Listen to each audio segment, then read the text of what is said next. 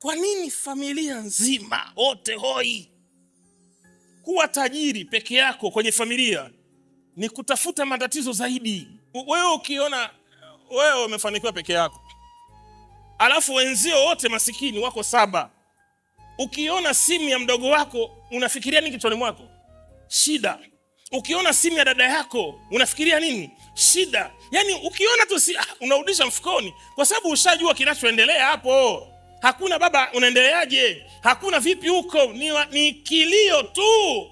Nikwambie kitu ambacho ukipendi. Hakuna mtu ameumbwa hakuna mtu anapenda kuombwa hata kama anacho, kwa sababu kuna choka. Au hakuna mtu anapenda kutoa hela, hayupo. Hata matajiri ndo kabisa.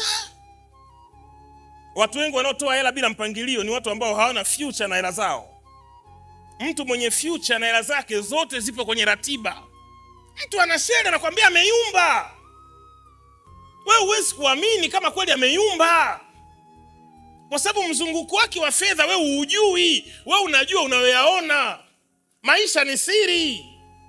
Anaweza kapita mtu na Land Cruiser ndani analia, ukafikiri amefiwa, kumbe anafilisika. Kashaona, kakamatwa kila kona, atoboi. Hati za nyumba ziko benki, wanakuja kupiga mnada.